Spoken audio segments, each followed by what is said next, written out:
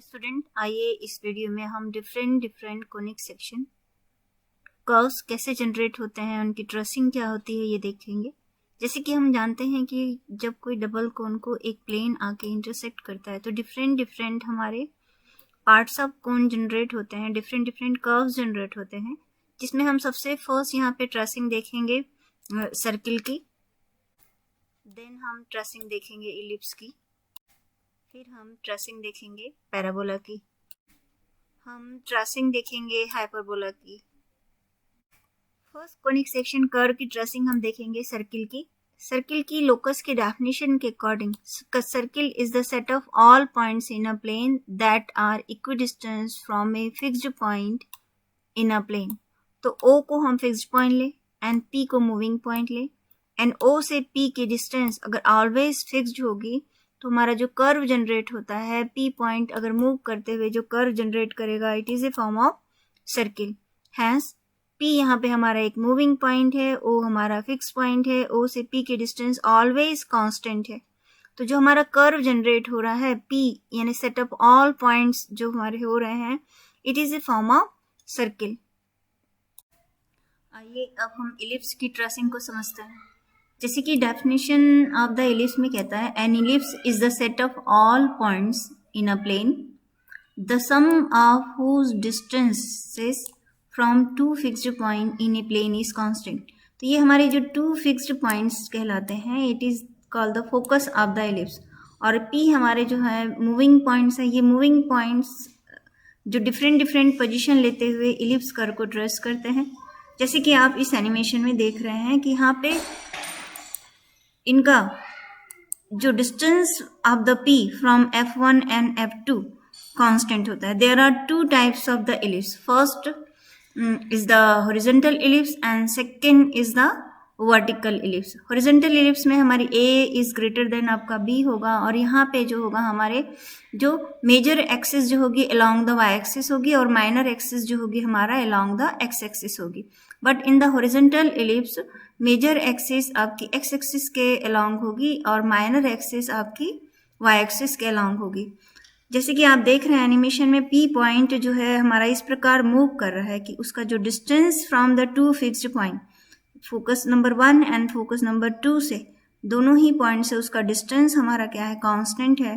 तो जब एक पॉइंट इस प्रकार मूव करे कि उसका जो sum of the whose distance from the two fixed point always constant हो तो जो कर्व जनरेट होता है उस कर्व को हम इलिप्स कहते हैं, जैसे कि आप इस एनिमेशन में देख रहे हैं।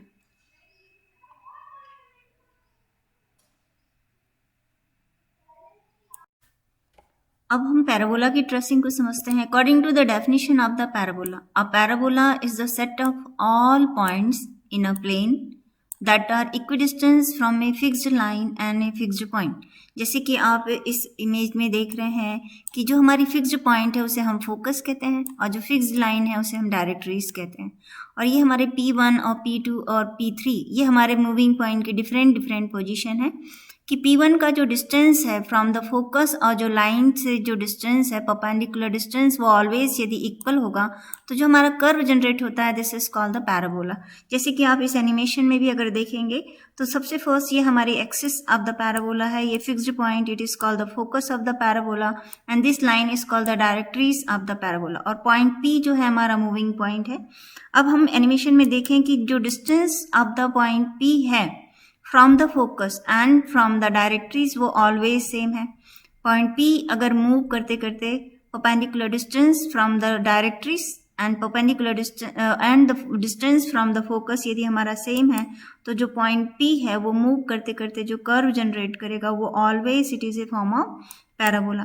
जैसे कि आप फिर अगेन इस एनिमेशन में देख रहे हैं कि ये डिस्टेंस और ये डिस्टेंस हमारा सेम है तो जो कर्व जनरेट हो रहा है this curve is called parabola. The distance from the directries and the distance from the focus is always same, hence the curve generated is called parabola. Again you see in the animation.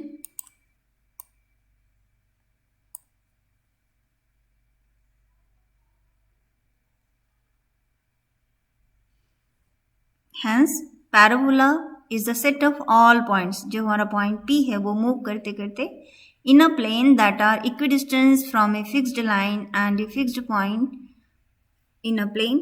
So curve generated is called parabola.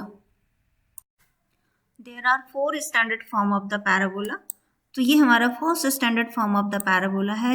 Next standard pattern of the parabola is left handed parabola, जहाँ पे हमारी जो directrix है वो X axis के positive direction में आएगी and this is the focus of the parabola. और यदि आप एनिमेशन में देखें तो इसकी जो ट्रेसिंग होगी हमारी इस पैटर्न में होगी.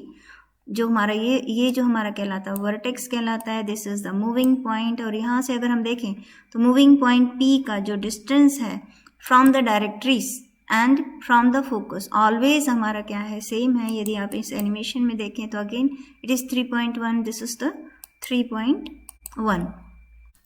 नेक्स्ट पैराबोला होगा, ये हमारा होगा upward direction of the parabola. और आप एनिमेशन में देख रहे हैं कि इसकी जो इक्वेशन होगी, जो ट्रेसिंग आपकी होगी वो अपवर्ड डायरेक्शन में होगी. और जो इक्वेशन होगी x square is equal to 4ay. This is our focus and this is our directrix. From the point moving point से फोकस का जो डिस्टेंस है और फ्रॉम द डायरेक्ट्रीज का जो डिस्टेंस है वो ऑलवेज हमारा क्या है, इक्वल है. Next and fourth standard parabola जो हमारा होगा वो downward direction of the parabola होगा. X square is equal to minus of 4ay, जिसका जो फोकस है वो हमारा एट द वाई एक्सिस पे हमारे को होगा. और फोकस के कोऑर्डिनेट्स जो हमारे होंगे 0 माइनस ऑफ ए. और इस एनिमेशन में भी देख रहे हैं कि अगर ये पॉइंट पी मूव करेगा तो उसका जो distance from the directories and distance from the focus always क्या है, सेम है. जैसे कि आप इस एनिमेशन में भी देख रहे हैं. This is 3.78 and this is 3.78. और ये हमारी डायरेक्ट्रीज की इक्वेशन है. ये हमारी जो एक्स एक्सिस है और इस पैराबोला की जो एक्सिस होती है वो अलोंग द वाई एक्सिस होती है. Hence, there are 4 standard pattern of the parabola. First is right-handed parabola, and second is left-handed parabola. Third is upward direction of the parabola, and fourth is downward direction of the parabola. And the tracing of the parabola is like that. Next curve की tracing समझते हैं. It is the definition of the hyperbola. According to the definition of the hyperbola, a hyperbola is the set of all points in a plane, the difference of whose distances from two fixed points in a plane is constant. So here we take a curve of our two moving point P and P dash, and F1 and F2 are the focus of the hyperbola, and this is center and this is vertex of transversal axis and this is conjugate axis. Now according to the difference of distance of PF1 और PF2 always क्या होना चाहिए, constant होना चाहिए. and similarly P dash F2 minus of P dash F1 हमारा constant होना चाहिए. तो जो हमारा कर्व जनरेट करेगा it is a form of hyperbola. तो यदि हम इस एनिमेशन में देखें तो फर्स्ट जो डिफरेंसेस है P of F dash and P of F1 and P of F2, ये डिफरेंस हमारा जो है कांस्टेंट जा रहा है. जैसे जस्ट लाइक सबसे फर्स्ट यहाँ पे P of F1 is 5 and P of F2 is 3 and 5 minus 3 is 2. And similarly here also P dash F2 minus of P Fn is 5 minus 3 is 2. Next यदि हम this P of F1 minus P of F2 6 minus 4 is 2 and here also the difference is position में भी देखें तो it is 7 minus 5 and 7 minus 5. It is distance of 7 is the distance of P of F1 and 5 is the distance of P of F2. Similarly, 7 is the distance of P dash F2 and 5 is the distance of P dash F1. If the difference is constant, then the curve generated is a form of hyperbola. जैसे कि हम इस animation में देख रहे हैं हमारा जो कर्व है वो जनरेट हो रहा है, it is a form of hyperbola if the distance of the moving point of Pf1, Pf2, similarly P2, F2 and Pf1 is constant, then the curve generated is a form of hyperbola. It is our second pattern of the hyperbola. So our first standard pattern of the hyperbola is x square upon a square minus y square upon b square is equal to 1. And the second pattern of the hyperbola is y square upon a square minus x square upon b square is equal to 1. If the point P is moved in such a way whose distance from the first focus minus second focus is constant, and similarly this point is moved in such a way 6.21 minus 4.21, its difference is constant, then the curve generated is called hyperbola.